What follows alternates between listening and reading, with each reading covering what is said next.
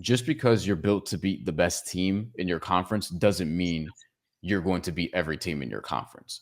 Last Right. year, the Timberwolves built their team to beat Denver. They beat Denver in the Yes. semifinals, and it was like, whew, all right, got over the hump. Let's take care of Dallas. And then they go into the Dallas series, and they realize there's not a single person on this team that can guard Luka Doncic.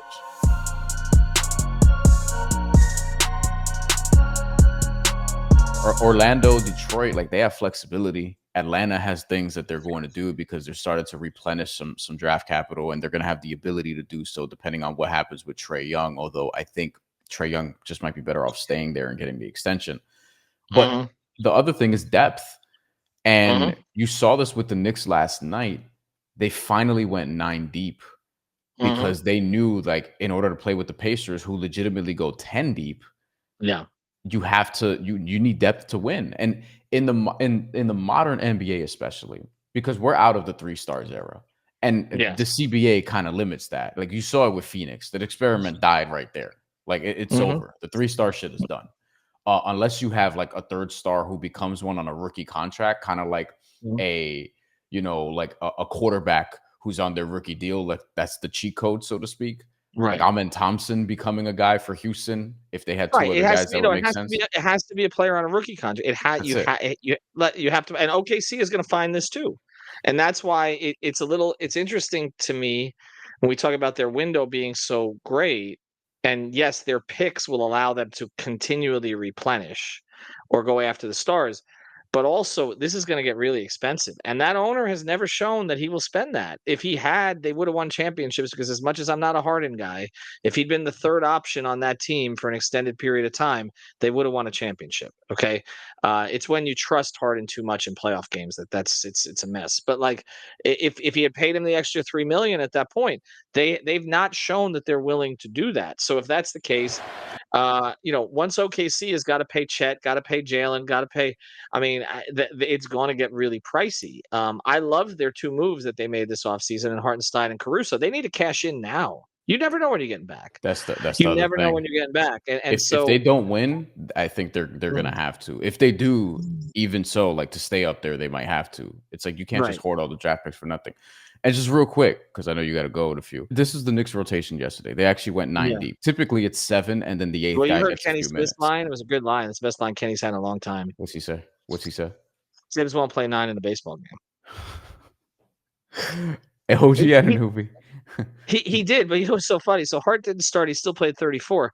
I mean, again, Yeah. you look at the minute distribution there, it's more consistent with what it should be.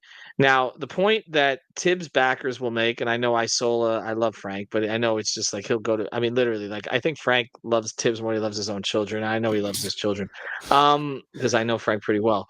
But like, you're looking at like at Cleveland this year, and Cleveland, nobody played more than 31 minutes, right? And we were like, okay, they're really rested for the playoffs. Now against the Heat team that just laid down and wasn't very good, okay. But then they got blown out by Indiana in that series. I know injuries contributed to it, but again, It the did. minute Yeah. distribution in the regular season was supposed to keep them from getting injuries, right?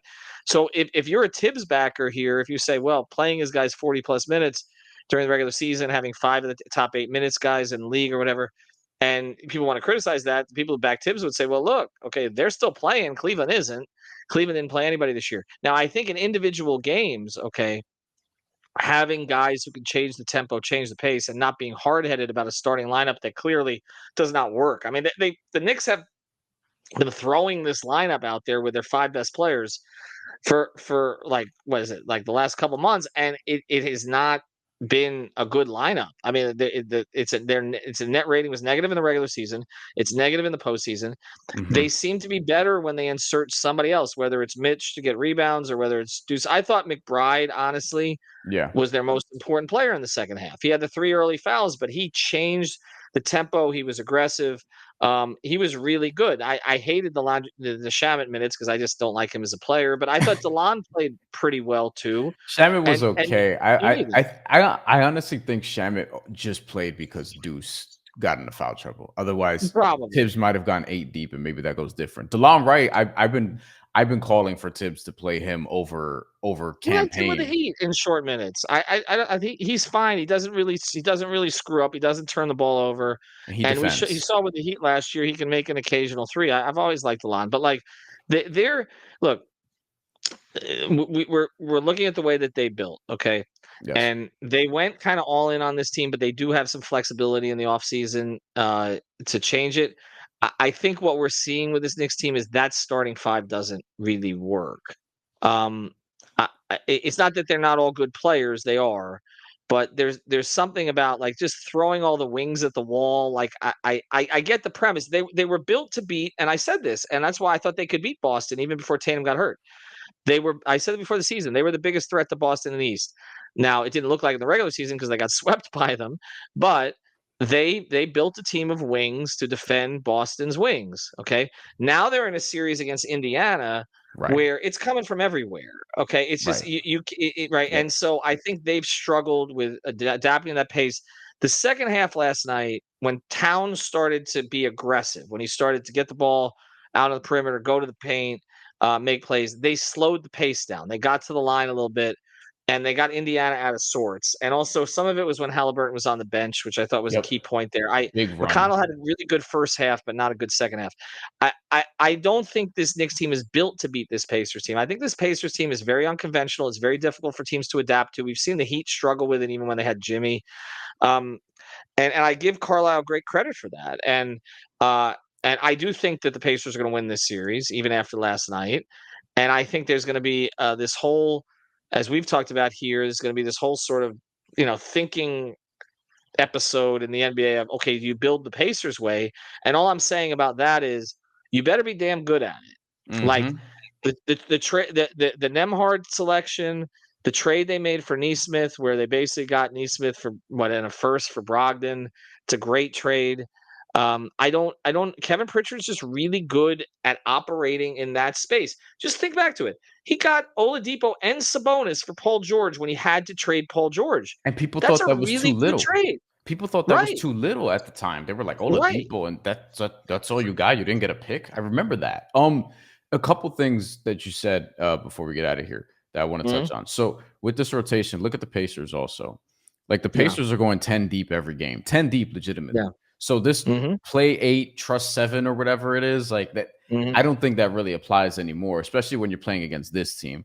And And he's played Bryant in the playoffs too, so he's actually played so 11, this is where and Jarace Walker is just sitting there, this is okay? where I I mean, was that's gonna something get that to. they're Yeah. gonna So Yeah. like if you look at their minutes distribution, you have 10 guys last night, not Mhm. including Thomas Bryant, because he saw in this series, Carlisle did, who I think is coaching better than everyone else in the NBA right now. I Rick agree. Carlisle saw early on Thomas Bryant in this series, it's just not his series. I need Tony Bradley. And he's been playing Mhm, Tony Bradley, legitimately playing Tony Bradley. I hate when they give me the thumbs up on the restream shit. Um, and they're playing Tony Bradley. They have Jarris Walker, who mhm, averaged about 10 minutes per game, but he hasn't played this series, but he played in the last couple. He's gone to 12 different dudes, basically. yeah. Like legitimately gone to them, not just like charity minutes, so to speak. And like he's been flexible with how the rotations have been, bringing guys on at different times. I think the one mistake he's made in this series was leaving Tyrese Halliburton out for too long during that run. But otherwise, like I think he's been great with using the challenges and things of that nature. And there was something else you mentioned that I wanted to get to that I'm kind of blanking on right now. But the point of it being like the rotations do matter, the depth does matter. And like all the teams that have been going to the finals as of late, like Mhm, they could play 8, 9, 10, really 9, 10 guys if they wanted to. Like even the Heat teams that went to the finals, like they were mhm. deeper. They were deeper Heat teams, in terms of like, Well, don't you think, like, for example, don't you think Mathurin would play on the Heat right now? yeah, I think there will be Heat fans calling for him to start at the 3. Mhm. Right, and I didn't think his minutes were good last night, but I'm saying he would play on the Heat right now. Toppin, who they took a risk on from the Knicks, um, he's given them something. I mean, his athleticism would be useful on the Heat bench. Nemhart is, and I'm seeing Mike's comment here about the extension he's going to get. Nembhard's going to end up being somebody's starting point guard. Yeah. I The mean, other I don't point I know what wanted to his make, upside is. Maybe it's Brogdon. Honestly, I think probably his upside is Malcolm Brogdon at his best, maybe. say let's thesis But J Double get traded first, Jalen Williams. I don't know about that because if I'm OKC, like Jalen Williams looks a lot better to me in this series than Chet Holmgren does. But we have to see how yeah, they finish against Minnesota. The other point of it is like, and we were reminded of this last year. We were hmm reminded of this last year. Just because you're built to beat the best team in your conference doesn't mean you're going to beat every team in your conference. Last right. year, the Timberwolves built their team to beat Denver. They beat Denver in Yes, the semifinals, and it was like, whew, all right, got over the hump. Let's take care of Dallas. And then they go into the Dallas series, and they realize there's not a single person on this team that can guard Luka Doncic. And Dallas right. destroyed them. 5-game series. There's not a single player on this team who could guard him. Kyrie, like a little bit more manageable going into the series. You're like, oh, they have people that could throw at him, but their best guy can also not just score, but create all these corner three opportunities they were hitting against the Thunder and hmm so on and so forth. So the Knicks were beat for Boston. And I still Yeah. think in looking at the series, it's like, man, Boston really blew that one. Not that the Knicks hmm didn't win it, but Boston really blew it. Um, and then on top of that, if you look at the Knicks series, like they could play Boston in a different way defensively because Boston is so 3-point reliant, which plays into the Yeah. Knicks' hands, and they smartly took advantage of it. Indiana's not as 3-point reliant. They were only 20% from three yesterday, 5 of 25, but at the hmm same time, they're not a team that's just going to stand around and shoot threes. So they're going to make the Knicks work more. Like they're a different type of matchup, as are the Cavs, by the way. Yeah. If the Knicks were to play the Cavs, which I think the Knicks would have an easier time with the Cavs than they have with Indiana. And I'll say this too. I think Indiana gets rolled by OKC in the final because I think OKC can play their pace. And so I think that's a 5-game series. Like I mm, feel like Indiana, I think they would finally meet their match in that particular series. I just think that the things that Indiana does well, OKC does better. I like a lot of what Carlisle has done with them defensively, the press and all that. You don't want to press OKC. I feel like that would blow mm. up on them. It's just there's just too many athletes. OKC will There's press you back. That's the thing. right. That's the thing. That's a bad matchup for them. Minnesota, I'd give them a better shot. If I give Indiana a better shot, I don't really like their chances against OKC. So I guess the overall point, that we kind of come back to here and talking at the beginning is like there are different ways to build. Like I don't think that there's not one way in terms of asset management. There's not one way in terms of style. I think what Indiana has done is they've identified it an identity, and then they've built to that identity, and they found pieces that fit, and they have a great connector in Halliburton.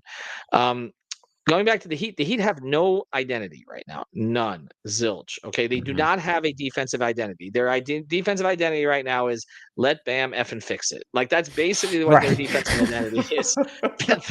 That's it. And their offensive identity is okay. Can Tyler get away from the three people who are shading him and make the right decision? And down the stretch, those decisions are going to get worse.